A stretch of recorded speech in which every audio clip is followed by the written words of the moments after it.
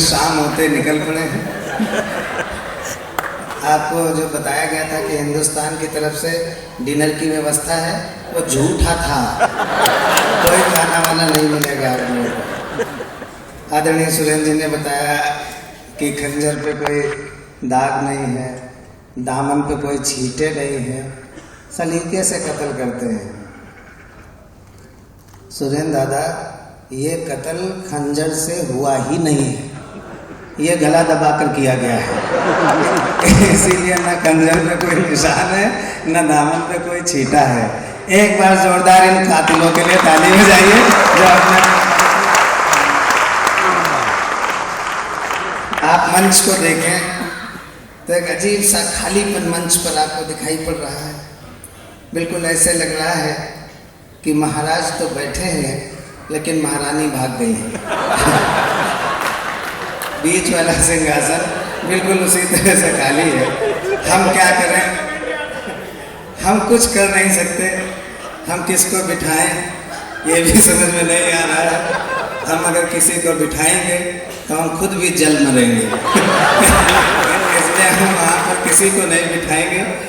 बस बहुत अच्छा कॉम्बिनेशन है यहाँ पर। मैंने देखा हिंदुस्तान अखबार का इतना शानदार कॉम्बिनेशन मैंने नहीं देखा।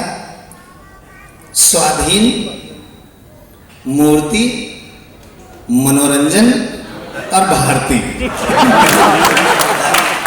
मैंने पहली बार इतना शानदार कॉम्बिनेशन देखा है। शायद इसीलिए ये जो बैनर है ये इतना ज़्यादा प्रिय सा लग रहा है, इतना ज़्यादा अनोखा सा लग रहा है, इतना ज़्यादा भोला सा लग रहा है कि आज वास्तु विहार वाले आए ही नहीं हैं। हमें मालूम था, मैं तो इसलिए कह रहा था कि वो आते लाए। क्या होता है, किसी का ध्यान आकर्षित करने के लिए मैं आज आपको एक अनाउंसमेंट करना चाहता हूँ कि वास्तु विहार ने ये अनाउंस किया है कि वो आप सबको, जितने लोग इस ऑडिटोरियम में हैं, सबको आधे दाम पर मकान कल ही उपलब्ध करा देंगे। उसके लिए बैंक ऑफ इंडिया सस्ते दर पर आपको लोन देगी और इस खबर को बड़ी तेजी से हिंदुस्तान प्रकाशित करेगा। लेकिन वो मकान नैनो वाला होगा जिसमें सिर्फ कमरा है, बाकी और कुछ नहीं है। आप वहीं से बाण चलाएं और गाना गाएं, मत चलाओ नैनो से बाण। बहुत शानदार कवि सम्मेलन। मुस्कुराती जिंदगानी चाहिए, जिंदगानी में रवानी चाहिए, सारी दुनिया अपनी हो जाती है, बस एक उसकी मेहरबानी चाहिए, एक उसकी मेहरबानी चाहिए। हमारे एमपी साहब, उनका पी से छूटा नहीं पीछा, पहले एसपी थे अब एमपी हैं। इसको कहा जाता है डिमोशन। पहले एसपी थे अब एमपी हैं। लेकिन मैंने जिंदगी में पहली बार एक नेता जीन्स और शर्ट में देखा है। भगवान सारे नेताओं को जीन्स और शर्ट पहना दे तो कम से कम उनको मुस्कुराते हुए तो देख सकते हैं। एसपी साहब, आप 96 के आसपास यहाँ पर एसपी थे, मुझे ऐसा लगता है। तब से आज तक आपके अंदर कोई बदलाव नहीं आया है।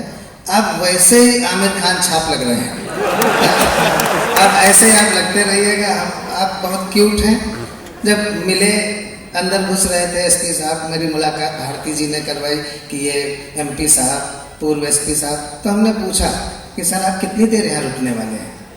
बोले सर्वेश अस्थाना जी आप अजीब आदमी हैं, मेरे शहर में कार्यक्रम हो रहा है, कार्यक्रम जब खत्म हो जाएगा सारे कवियों को अपने पास से पेमेंट करूंगा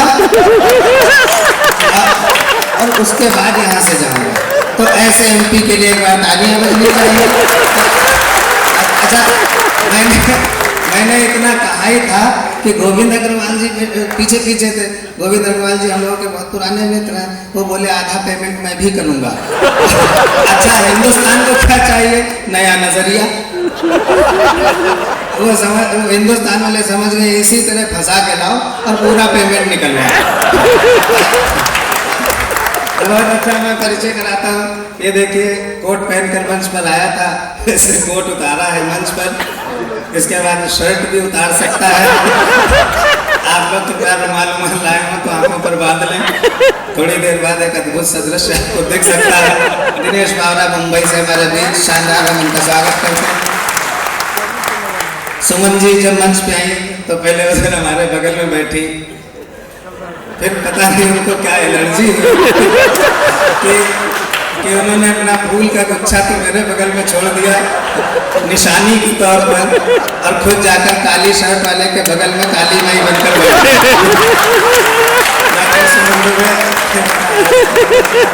ये देखिए, अब मैं क्या करूं, ये काम हर आदमी करना चाहता था तो विष्णु जी ने कर दिया। मनोरंजन जी मुस्कुरा रहे हैं, कह रहे हैं ये खबर तो 3 कॉलम की बनती है, बनेगी। डॉक्टर सुमन दुबे मूल रूप से गाजीपुर की, हिंदी की प्रवक्ता, लेक्चरर, लखनऊ से हमारे बीच आई हैं। जोरदार तालियां बजाते हैं उनके स्वागत में।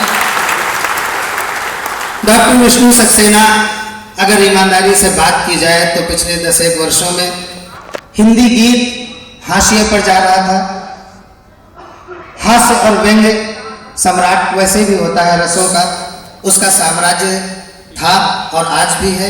लेकिन विष्णु सक्सेना जैसे समर्पित गीतकारों ने श्रृंगार की जो पुष्प मालिका थी उससे एक बेणी गूंथी गीतों की, और उसको हिंदी साहित्य रूपी, कविता रूपी एक सुंदरी के केशों में सुसज्जित किया, जिससे कविता गीत फिर से मंच पर स्थापित हो रहा है और गीत वापस मंच पर लौटा। इसका श्रेय काफी हद तक डॉक्टर विष्णु सक्सेना जी को जाता है। जोरदार तालियों के बीच हम उनका हार्दिक स्वागत करते हैं। आदरणीय सुरेंद्र शर्मा जी के बारे में बताना, बिल्कुल यही कहना होगा कि हिमालय की सबसे ऊंची चोटी एवरेस्ट है, लेकिन हमें बताना पड़ता है क्योंकि लोग पूछते हैं जीके टेस्ट करने के लिए कि सबसे ऊंची चोटी कौन है। तो हमारे यहाँ तो पूछा गया भूगोल में गोविंद जी कि हिंदुस्तान की सबसे ऊंची चोटी कौन सी है, हमने कहा सुरेंद्र शर्मा। और वो जो एग्जामिनर टाइमपी साहब, वो इनका भक्त था, हमको पूरे नंबर दे दिए। हम इसी तरह से गलत जवाब दे दे करके आगे बढ़ते जाते हैं और फिर संपादक बन जाते हैं। हम भी पत्रकारिता से जुड़े हैं, एक चीज़ के संपादक हैं, वो घड़ी में छापते रहते हैं, उसी के संपादन करते हैं। बहुत बहुत बधाई। मेरा नाम सर्वेश अस्थाना है। भारती ने अपने संचालन में कहा कि मैं बचपन से इनको 8 आना कहती हूँ।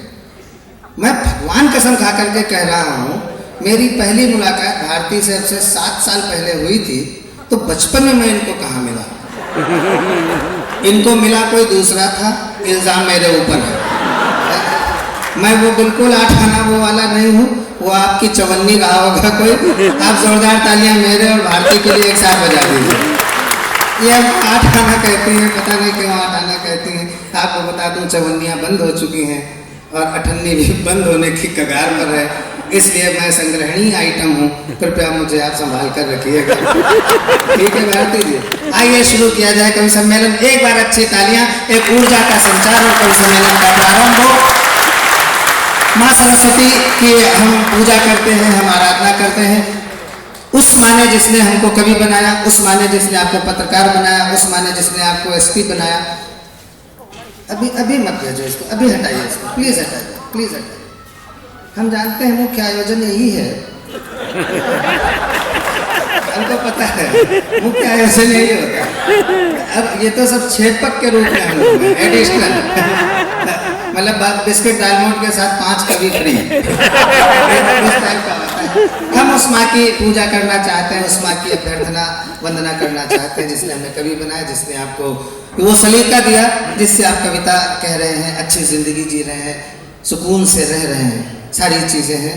कवि हूँ नहीं बालक हूँ तेरा माँ, उर्भाव नवीन सचारतिया, टूटी फूटी कविता को मेरी अपने कर आप संवारतिया।